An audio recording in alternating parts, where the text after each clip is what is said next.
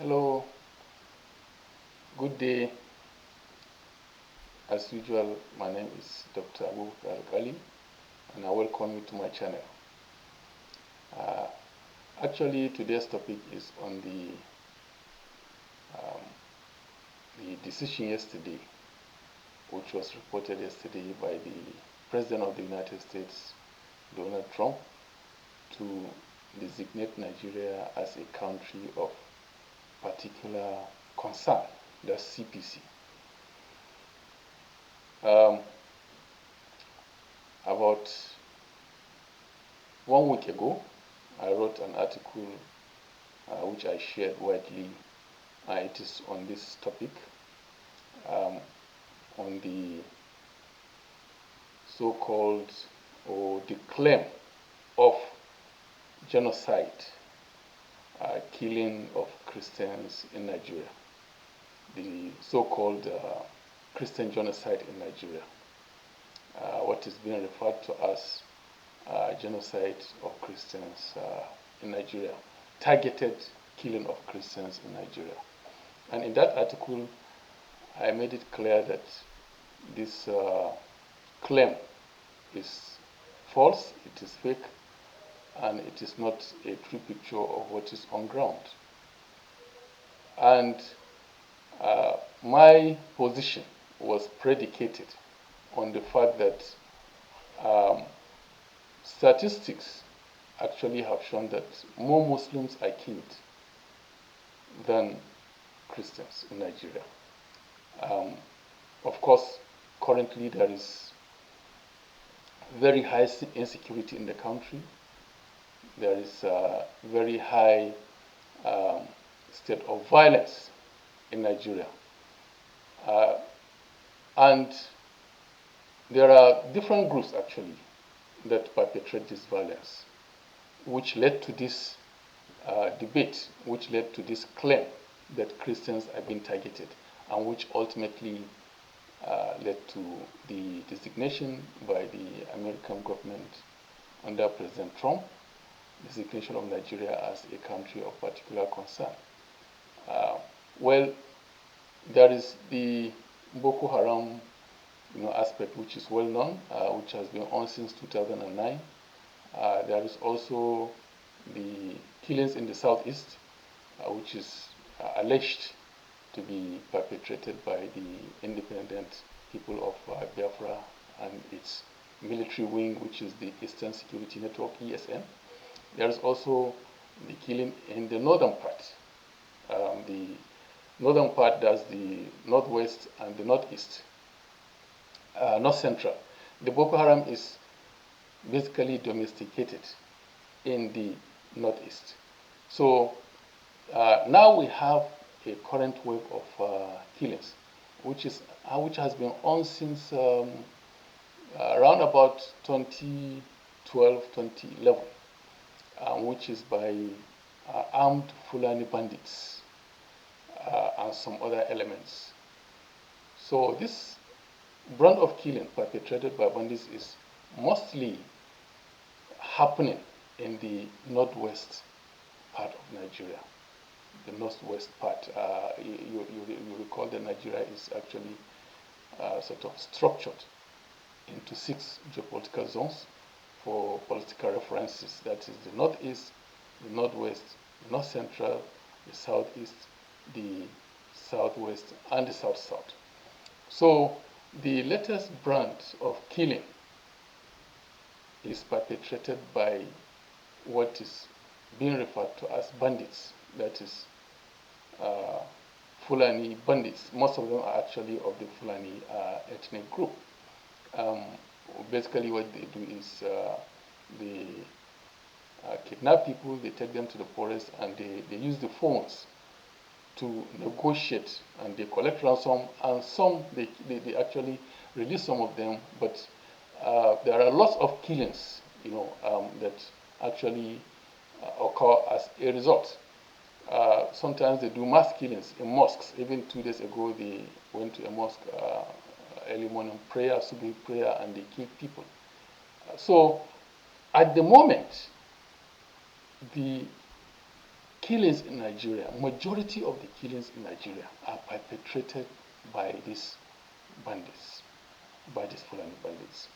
Because you're actually talking of a situation where in 3 states of this Northwest, 3 of the 7 states in the Northwest, that is in Zamfara, Katsina, and Niger states, about 100 people are killed every month. That is the estimate from statistics. About 100 people killed every month. So, in this context, actually, more Muslims are killed in this current wave of terror in Nigeria than Christians. More Muslims than Christians. So, it is not right to say that there is genocide against Christians in Nigeria. Actually, the genocide is more on the Muslims, but Christians and Muslims are victims. This wave of violence doesn't actually have any ethnic coloration. It has no religious coloration. It is majorly a social problem. Actually, Boko Haram has some religious undertone. They claim, they want to establish an Islamic State in Nigeria, and they have been actually very, very active in the northeastern part of the country.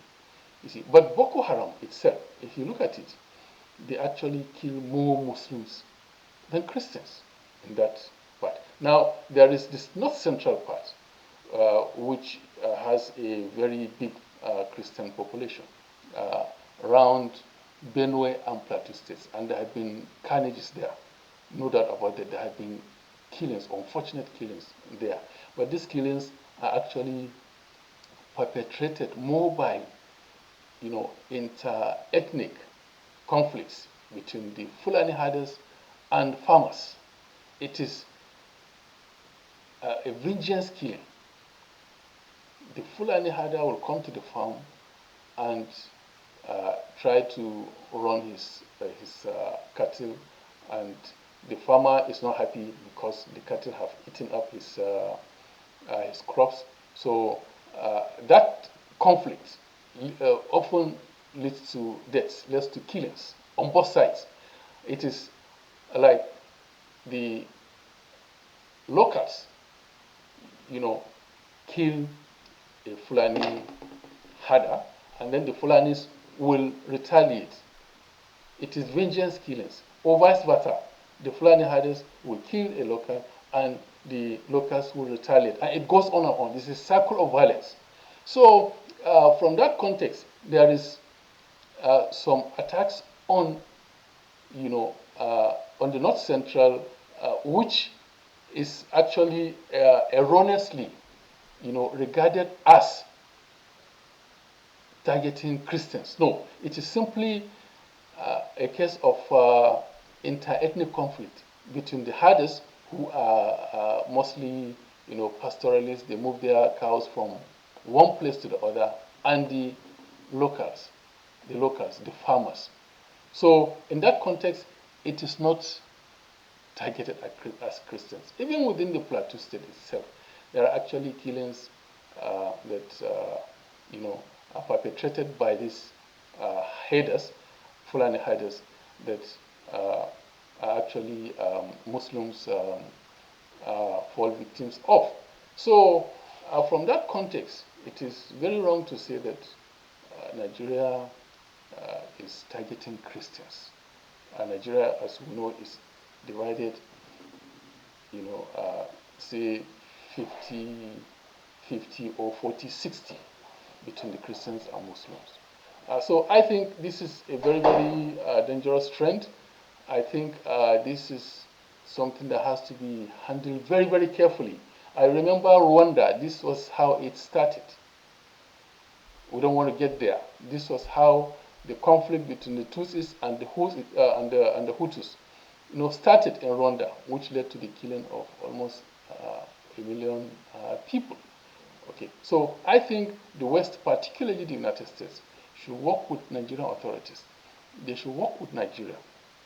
They should see how they could douse this tension, okay, by looking at how any cleavages between the two religions, Muslims and Christians, you see, can be fixed. Any issues, you see, any conflicts can be resolved amicably. Conflict resolutions should be the mechanism here, not threats and intimidation.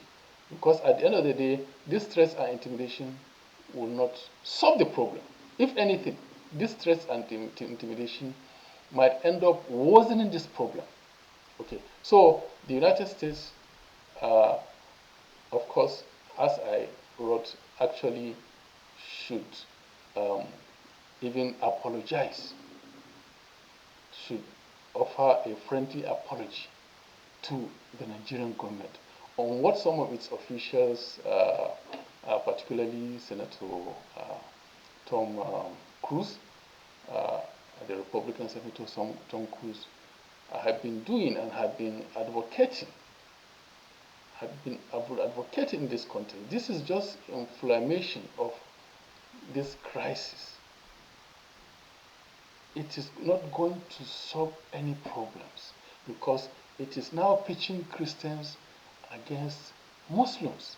And you see, in a conflict, you don't take sides. Okay, you don't take sides. You actually come at the middle and try to see how you can broker peace. So to that extent, I think the designation of Nigeria as a country of particular concern is is not right. It is misplaced. Um, Actually, there are even potentials of sanctions, because as President Trump wrote, this is the first step. This is the list, of the measures that will be taken in this regard. So I think there is a need at this point to look at how these cleavages, can be fixed. To look at how the conflict can be doused. To look at how the tension, can be doused, and to look at how the international community, the United States, uh, um, and its allies can work with the Nigerian government. Yes, there is insecurity in Nigeria, very serious one. People are being killed daily. Okay, but this conflict is not tied to religion. The major part of the conflict, as I said, is now in the northwest. And the bandits who kill people there have no religious undertone. Some of them are actually not Muslims, and they are also not Christians. Okay, so they do not practice any religion.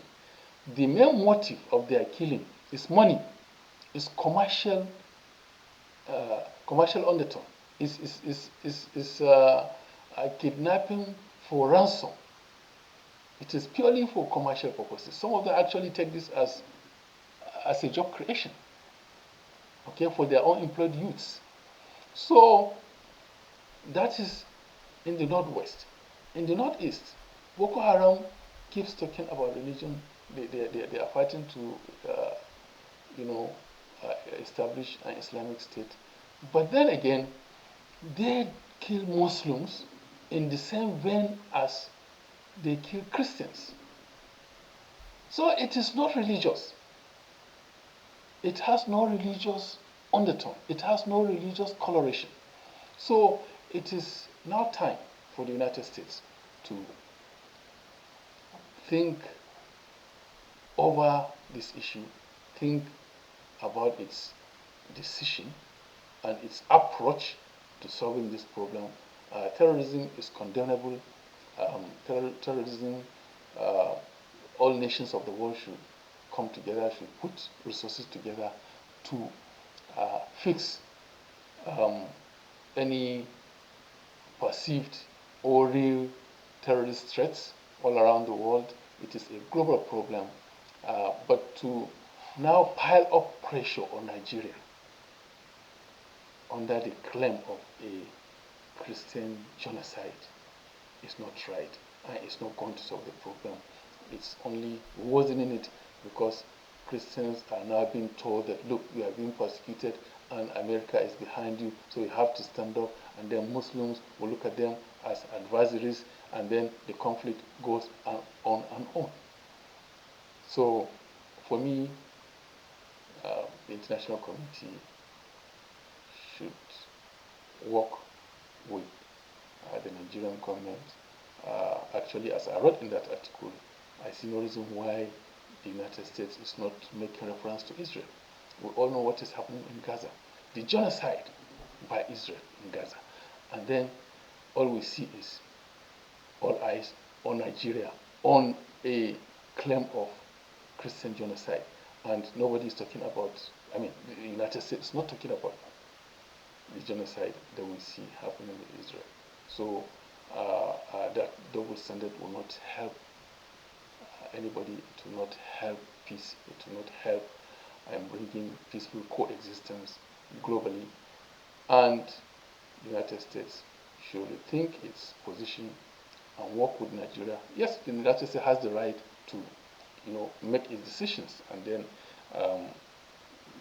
choose its friends, and then even impose its own sanctions where it deems fit. But we as Nigerians, we know what is actually happening in our country, and we know that these killings are not targeted at Christians. These criminals, these terrorists, have no religious motive. They go after anybody. These are terrorists that will tell you they are fighting for Islam. Then the next thing you hear is that they have attacked a mosque. They have attacked a mosque. So how does that count? How does that count as religious motive? Okay? Or how does that count as jihad? When you are attacking mosques, early morning prayer, you attack mosques. So, in the final analysis, I think I need to reiterate that the international community, the United States, should work with the Nigerian government to fix this problem. Thank you very much, and have a nice day.